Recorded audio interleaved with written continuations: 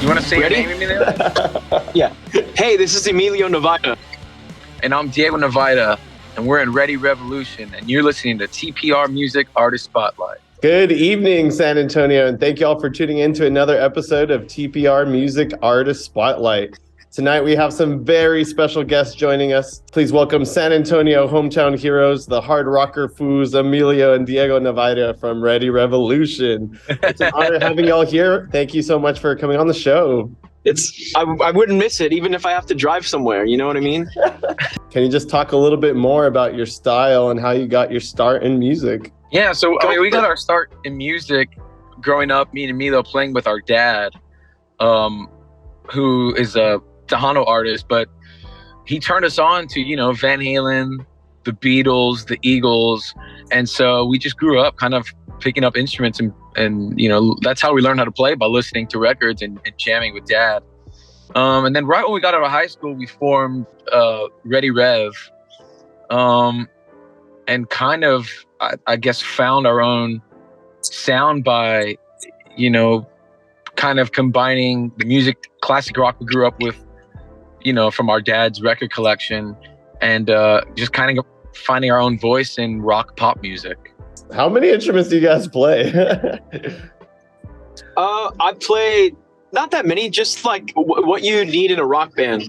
Drums, guitar, bass. I could play some piano, but I'm not the best at it. Diego is actually a really good pianist. He took piano lessons for a few years as a kid, and his left hand's always better than mine. And I'm like, dang it, I should have stayed in piano lessons. Yeah, kind of same as Emilio, those instruments. I probably love writing on piano the most, but it's surprising I never play it live. So we talked about it a little bit, but you both grew up in a prestigious musical family with your father, Emilio, who paved the way for Tejano music across the world. What was life like growing up surrounded by such incredible talent? It made it so it seemed like, wow, we can do this, because it was like he was doing it. You know what I mean? It was great because it was never pushed on us. Music was not pushed on us. It was just always there. And there was really no pressure other than, I always viewed music as going hand in hand with a good time. So, you know what I mean? There was never any pressure in that sense. It was just cool to see, wow, dad's like a musical superhero and I want to do that too, Oh, look, there's Matt Zavala joining. Let's see if he's in his car too. Oh my God. The car interview.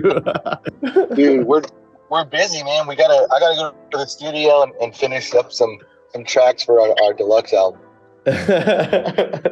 Well, thanks for being here with us, Matt. We're just in the middle of some questions right now. Do you have any particular favorite memories of your dad performing growing up? When we were all starting Ready Rev, we were all playing, us, Matt included, me, Diego, and Matt were playing in my dad's band. So there's a lot of memories from that time, which are hilarious. And we learned a lot of valuable lessons, I think, playing on the road with him. Just learning, my dad was very real about the music business, and we never really got in it to be rich and famous. It was, we just love music. And the thing about it is, we'd play with him one weekend in Mexico for 10,000 and then go play in Lubbock for like 300. And it was just a good lesson as you do this for a living, you live by the sword, you die by the sword. Sometimes it's great and sometimes it's not, but at least you're making music for a living, What inspired you both to branch away from Tejano music to do your own thing? We never really, we played in our dad's band, but it was never really pushed on us to pursue Tejano music, and nor did we, seek out to do that. I think one thing that we learned from our dad too was just follow your heart and do what you want to do. And so we did, I would like to hear Matt, something that dad taught him would be kind of cool to hear, because I've never asked him that. He taught me not to suck, for one.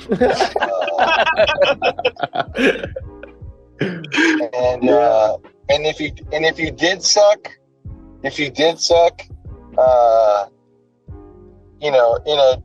in the best way possible, he would let you know, and you just kind of knew, and you kind of like always carried it around with you, and just made sure you played better next time. That's something I always I love that. Well, you all have successfully achieved your own unique style in music for quite some time. I wanted to congratulate you on the latest February album release of 2023. Let It Out, bringing all the energy back to music in such desperate times, with explosive high energy rock and roll riffs, luscious vocal harmonies, catchy choruses, beautifully crafted melodic arrangements, just feel good, passionate lyrics with dynamic highs and lows and just such raw feelings. The album is truly an outburst of masterful songwriting and captures the headbanging spirit. So congratulations. And how long was the album in production? Oh no. So Okay. this album for me, and even still to this day, has been the most fun writing and recording out of anything I've ever released, no matter what project it was. What was really cool is we stepped into this album, Ready Rev did, in end of 2015, beginning of 2016, rehearsing and like really writing the songs together as a unit. So by the time we actually went to the studio, tracking like the basic parts was really, really fast because we had most of it already worked out, which was really, really cool. Now, that kind of just sat on the shelf because once me and Emilio got signed and went on tour with Las Bandoleros, we didn't really have time to do anything with it. Yeah, so, I think we started it at the end of 2015 and 2016, and as a band at the time, we were like really on fire. We were rehearsing like 3 times a week. We were touring pretty regularly, like every 6 weeks, going on like a 2-week, 3-week tours. And so like as a unit, we were like pretty in sync, and like Diego said, like this was actually the first album, and you can totally tell too. It's the first record like we all did it together, and whoever brought in this, the song, either Emilio or Diego, as a demo, we would get together and work it out as a band and write our parts together as a band, and so the recording process was pretty awesome. For the most part, it's all live. Everything's one takes. Nothing's gridded. Like the drums aren't gridded. We did play to a metronome, like a click, but I mean that's it. The vocals aren't tuned. We were just like, I don't know. I think we were just really like firing on all cylinders back then, and we're all perfectionists too. Me, Emilio, and Diego, especially we're all producers in our own right, so that also helped too. So it was just a really cool experience. But anyway, so that all that happened in 2015, 2016, and then we kind of took a small hiatus while the boys had their opportunity with the Bandoleros. And I think at one point we almost released it in 2018, and then we didn't do it then either. Yeah, we did. We almost did. Yeah, I forgot what happened, but we were just like, no, it's not time yet. It's not time for us to do this. Like, we're not all mentally ready to be back in this band, and which is true. We weren't at that point in our lives. We were all living in places and doing other things musically, so we weren't ready. So somehow, I don't know if you want to finish this off, Diego, but somehow in the last like 2 months, it all just kind of came together for us, like reuniting and everything. He's exactly right. And I almost forgot, Matt, you brought it up now that we almost released it in 2018. We really did. We were really close to doing so. I'm really glad we didn't, because I don't know if you guys feel this, and maybe Noah, you can speak to this too, but how I feel is like, I'm almost glad we it was like frozen in time, and then coming out now in 2023, it feels like it's 2013 for me, because I listen to it and I'm like, I feel like I'm in this band again. Sorry for cursing, you'd have to bleep that out. It feels like I'm in this band again, and I really feel like when I listen to to like shuffle on my Spotify playlist when like one of the new songs from the new record comes out. Though it's a few years old, I don't know, somehow feels fresher than ever to me. Yeah, I will agree with that. It is funny how it's like, it feels like it's frozen in time from that time, because the energy is crazy. How like, that's what I think makes records timeless. And I'm not trying to put us on a par with them, but yeah, you know what I am? Like, Beatles records always sound timeless because of the energy, right? And it's just so funny. It's like a band that tight, firing on all cylinders, like we've all said. If you capture that on record, it's always going to sound fresh. I think that's what it is. Well, the album starts off with the high octane balls to the wall track, Good Love, Yeah, and just hitting the listener with good old fashioned rock and roll nostalgia with a modern twist. And I feel like the lifestyle of a rock star is embedded throughout the entire song. What was the headspace like when y'all wrote this? So when I wrote it and presented the demo to the guys, which sounded totally different, the song that the way I wanted it to come across was just like, it really is a love song. Like, if you just read the lyrics, it's a love song. But I didn't want it to sound like a love song. I wanted it to sound like exactly what you just said, like the rock and roll lifestyle. And the boys brought that to the tune. Like, in the room, you can feel a rock band. But like, when you read the lyric on paper, it's just a love song. And that's kind of what I wanted, was that contrast. The video wonderfully complements the song too. It just highlights funny moments of y'all wrestling and riding in shopping carts and just chilling backstage and playing killer shows, messing up weather reports on TV and just all that. It's hilarious. It's amazing. What was inspiration behind that video? That's how we were living on tour, being in that band from 2013 to 2017. That's how we lived. We saw each other every day, like kind of like we're doing now. Unfortunately, now it's over Zoom, but still, you have to hang out to be in a band. And what's great about Ready Rev is it feels more than a band. It really is like a gang, which is great. And I think that comes through in the visuals. And like you said, like, what was the inspiration? What did you do to do that? Nothing. We were just being us. I think it was Amelia asked for all of us to kind of go a deep dive on like old iPhones and find like whatever videos we had from stuff we had on the road, and the video is pretty, like, it's almost nostalgic. The video is almost kind of like it pairs like perfectly with the record, even though the record's brand new to like all of our fans, like people that have that grew up with us, like playing going to our shows and everything. They'll kind of see that as like that's who we were when we made that record. Like, we were that band, like, and we're still that band, now. And it's just kind of like here's all the stuff you missed. It's definitely a time capsule for sure. Yeah, time capsule. Well, I love the vocal melody and rhythm on the track, I Want You So Bad. It just comes in smooth and provocative, and just, of course, like, the chorus is so just perfectly catchy. Tell us a story about this song. How did it come together? That one just started with a riff, that bong, and it was kind of just built around that. I think that song is actually the one on the record that might have taken the longest to write, because I think we went back and forth on what the melody vocal should have been. So that song started in 2015 and ended in 2018, right before we thought we were going to release the album. But I mean, that's just, again, like, something that was just written, inspiration being in the room together, like just jamming on riffs. What do you guys think? That one had like 3 different verses. Like, yeah. And like, not the same lyrics or anything, not even the same melody, like completely, like, totally different song.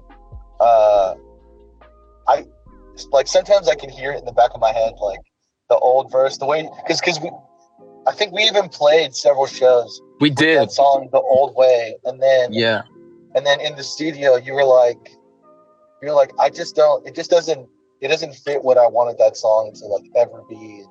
I think what it is now, it's almost like it's very punk. It's a very punk like verse, almost kind of like it's almost like rapping a little bit, but like a rock and roll, like a punk rock rap verse. Totally. Exactly. Yeah. And I think what took the longest is, and for me anyway, of like why I wanted it to kind of match the intensity and the quality of the chorus is because when we had that chorus, we were like, man, this is catchy. Like it was just one of the songs that we kept wanting to play live just because that chorus felt so good. And so I think that's why we just we kept hammering away, is like making sure that verse kind of matched the quality and intensity of the chorus. I got some serious 90s vibes on the track Not Over You. It's just super heavy, almost psychedelic with the chord tones and the vocal melody. But it gives a different shift in feeling in the album. And I feel like it keeps the listener actively engaged. It's definitely a favorite. Can you tell us a little bit more about this one? Yeah, that was an Emilio song that I fixed. Go ahead, Emilio. Go ahead. Yeah. It's that song was very Kinks inspired, but you don't hear it overall because that was Diego's trick. Is, you know, a lot of people are always like, man, what's the inspiration? I'll tell them, they'll be like, it sounds nothing like it. That's because Diego has a way of taking my ideas and getting them not to sound like the Kinks or the Beatles or Elliott Smith or whatever, and like filter it through his little Diego weird little freaky mind, and then it comes out something completely different. So it's, I mean, yeah, it is. It does sound very 90s. It almost sounds like us doing Oasis doing the Kinks or something. Totally. The drop in dynamic for the song Bad just keeps you on the edge of your seat. It's a total roller coaster ride. And I love the chorus. It just hits you so good. It's everything that you want out of a rock song. What's funny is we finally released that song, but I feel like that's been a Ready Rev favorite, like fans of Ready Rev for a long time, just because we've been playing it for so long. I would say that song, out of all the songs in the album, is the most like co-written 5 ways. Like that song literally started in scratch in the jam room, just me going on a verse, and we wrote that whole song literally like from scratch. Yeah. I mean, even to the point where Matt says, you know, he's going over to the studio right now to go listen to some stuff for the deluxe record. We found a live recording from 2015 of Bad, and you could tell it's in progress still, you know, and it's something that like before we laid it down. So we were still figuring it out in the room. And it's just like, it was one of those moments I remember finishing it and looking at each other, be like, yeah, that's it. That's the arrangement. You know what I mean? And then we just played it like that forever. But that is the most band song on the record to me. This live version of it, that's actually going to go on the deluxe. I think it is the very first time we ever played it. And because I don't remember us ever playing it this way. And I'm like trying to think it back to the, you know, the show we played was like early 2015. So like, and Bad was definitely, if not the first song, maybe the second or third song that kind of like, that we were shaping together for the album. Yeah, I think it was Bad kind of set the tone for the rest of the record. And a lot of songs got left off because Bad was kind of like it was like the blueprint. Yeah, that's the heart and soul of the record. It's Bad. Yeah, I think we all feel that way for sure. Well, I love the dark, heavy introduction in Not the Only One and the hauntingly beautiful Let It Out shift in the middle of the song, which I also feel undertones the album in a way. And of course, it's the album title. But it also feels, you know, on the same vein of Not Over You. It's gritty, it's dark, but it feels like you're reaching for freedom or revenge from someone who hurt you. Can you just talk a little bit more about why this song includes the album title in the lyric and how you came up with the concept and how it ties it together? So that's before we brought it into the room, that was a mashup of 2 ideas that Diego and I had between the Not Over You kind of like metal up your ass riff that I had, and I was really angry with someone, and it's now funny because I can't remember who it was. But it was that whole thing, and then when we got to, it was almost like that break had to happen because it was almost too intense. It was actually Matt who suggested we depart somewhere, and it was his idea to do the slide. There's slide guitars in the back too. It gets like real, like, I don't know what the word is. The guitar tone reminds me of Queen, but it gets it goes somewhere else. And that was Matt's idea, and I remember thinking, well, I would like it to be more than a musical bit. I think I just was like press record and let it out. Just came out, and that's before we even had the album title. Yeah, but Matt, maybe you can speak more to that. Like, why did you think? Obviously, you were right, because I love the song more. But what made you think it should depart somewhere? Because it was such a heavy tune, you know. I think I just like somewhere like deep down, like I really love Americana music and country and stuff. I feel like I like the most like of that genre of music, out of all of us. You definitely do. And I don't know. I just felt like we needed to go. It needed to have like kind of like a breath of fresh air. It was just like, it's just so chaotic, and like the riff is so like negative, like not negative, but it's so angry. Yeah, it's very kind of a angry riff, and I just knew it needed like a breath of fresh air in the middle, just to get us back. I don't even know how we got back to the end of that song. It is, when you think about it, it is a very, very strange departure from how that song starts to then how it goes to that bridge part. It's very strange. Yeah. Well, the track Feel Like Me also has similar vibes to Not Over You. It just kind of reminds me a little bit of Foo Fighters, but definitely with your own like unique twist on it. Honestly, I remember writing it, just the lyric, just honestly, like trying to feel better about myself. And that's what came out on paper.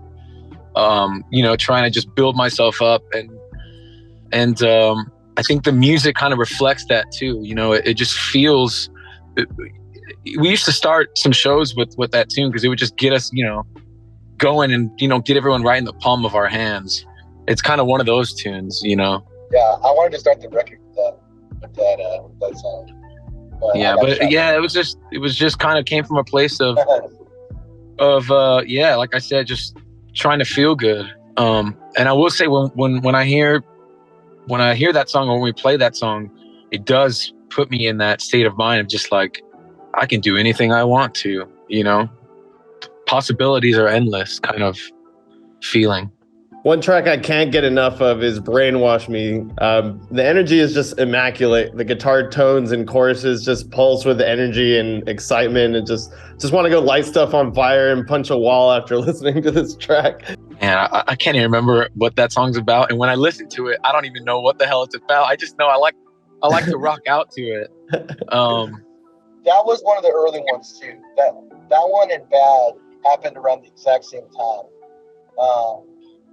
And I remember, like, I didn't really understand it, like, at first. Like, I didn't really, it didn't click with me at first. I was just like, man, he's in one of his, like, moods or something's going on. Like, I don't and I was just like, man, I don't know. Like, it's so...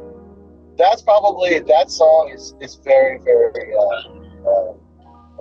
departed from like any part of Ready Rich. One thing I do remember about creating it is I remember thinking like, oh man, all these DJs and all these EDM artists, they get all these kids bouncing on those drops. So if you listen to the intro back after I'm saying that, it goes gang, gang, gang, and the drums come in, gang, gang, gang, gang, gang, and then by the end we're all going. Gang, gang, gang, gang, gang, gang. I remember that being like, oh, we can do that. That was a bit cockiness on my part, like, oh, anyone could do that. I remember that being kind of an inspiration or motivation rather of the intro for that song. And of course, I have to ask about the epic finale on the album, We Won't Come Together, which just completes the entire album with such a sonic firestorm of sound. The guitar solo on this one just rips so hard. The drums are intense and just on point. The lyrics heighten the energy of everyone in the band. The short vocal harmony break is gorgeous. And of course, that last chord breakdown before the ending is just beautiful. You know, why is this song the end, and how did this song come to be? Someone was pissed off again. Yeah, pissed off again. I think that the song had to be last just because I don't think if we put that anywhere else on the record, like, you can't go anywhere else.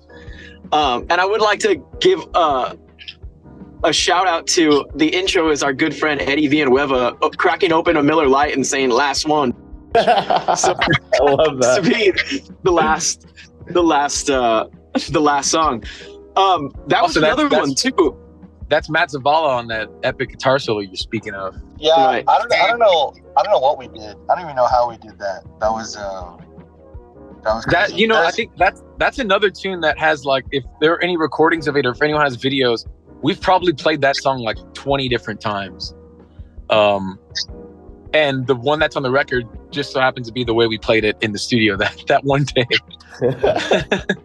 Well, it's just an absolutely beautiful way to wrap up such an artistically innovative collection of sound. Congratulations, all of y'all, on such incredible work of art. And speaking of the art, who did the album art? That's our good friend Richard Tobin. He did the artwork. You might know him from his Westbound Departure days. Not to be confused with the Tobin Center. So what do y'all have in store for the rest of 2023? I know we got the upcoming show March 25th at 502 Bar, but what are the plans? Are y'all going on tour or anything? Love to go on tour. I would love to go on tour. Right now we have some stuff percolating that we're gonna do in Nashville. And yeah, that's the plan. Keep going. Release more music for sure. The biggest thing for us right now is we're kind of like rediscovering how to be a band again, and it's exciting and it's super fun, and we've already had a couple of rehearsals already, and it was like no time had passed at all. So I know everyone's super energized, and hopefully a tour comes along sooner than later. I know we're all excited to get back on stage together. Well, before we go today, something that we always like to ask each artist on the show is, what sort of advice could you give to upcoming musicians who are trying to make it in the music industry? I mean, this might sound cliche to some, but just follow your heart. If something's if your heart and gut are telling you to do something, do it, because I think it's better to try than to not try and look back and be like, oh man, I really, really wanted to do that. You just got to follow your heart and don't listen to people saying that's a hard business. Well, any business is hard, but if you have the passion, you have the drive, and it's something you really want to do, success is really how you measure it as an individual, And just learn a little bit of music theory. You need one person in the band that knows what they're doing. Just one. I will add to it though too. Just don't stop doing it. If you're really supposed to do it, don't let anybody or anything stop you from doing it. You know what I mean? I think a lot of people stop right when something great can happen. I know a lot of people who are very musical that have just stopped, and just don't do that. Don't stop. Let it out. Let it out. I was just about to say that. You gotta let it out. You know what? Forget everything we all said. I would tell a young musician to let it out. Well, you can find the album Let It Out streaming on all major platforms right now. It's absolutely phenomenal. Thank you all so much for your time. Be sure to check out Ready Revolution at 502 Bar, March 25th. Y'all play at 9 p.m. Is that right? Show starts at 9. It starts at 9. Cool. We have some friends that are going to get up and play, and then we'll be rocking. So I would come at 9. I would come at 8:30. Get yourself a drink. Get yourself a spot. We got a lot of music to play. A lot of years to catch up on. All right. Well, Emilio, Diego, and Matt, we sincerely appreciate your time and for sharing your experience with San Antonio, and those listening online. Thank you all so much for being here on TPR Music Artist Spotlight. Thank you, Noah. Thanks, Noah. Appreciate you. Much love, y'all.